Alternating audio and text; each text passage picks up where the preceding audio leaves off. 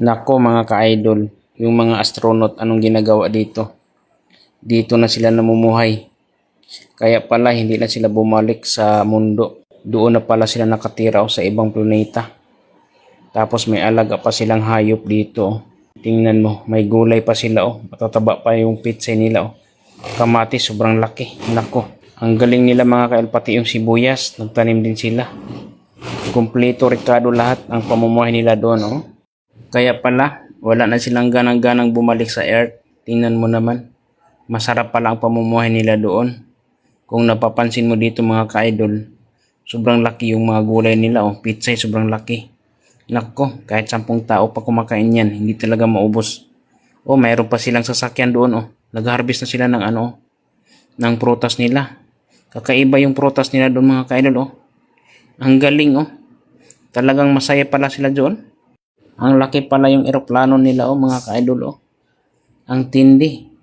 Talagang na-enjoy sila dito Preskong hangin at saka liwanag. Yan Ano ba itong tinatanim nila? Mayroon ng bunga. Nakakatuwa naman sila kailang lagi silang naka-jacket ng ganyan.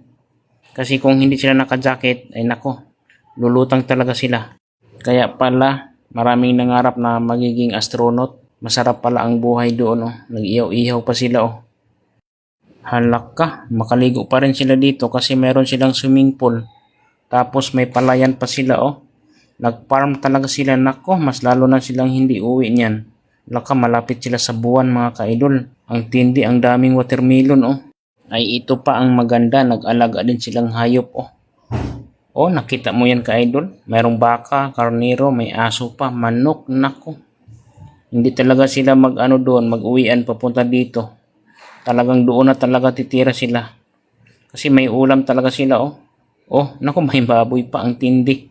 Nako, may giraffe pa Nag-alaga talaga sila mga ka-idol. Nako, doon na talaga sila gagawa ng bahay. Nakikita mo yan? Kahit ano pa yan mga ka-idol, talagang nag-enjoy pa rin sila kahit pilitin mo silang umuwi dito. Ang tindi mga ka-idol, malaking tulong talaga yung nagawa ng AI. Biruin mo, yung hindi nagawa ng ordinaryong tao, nagagawa ng AI. Biruin mo, nakapunta sila sa sa ibang planeta.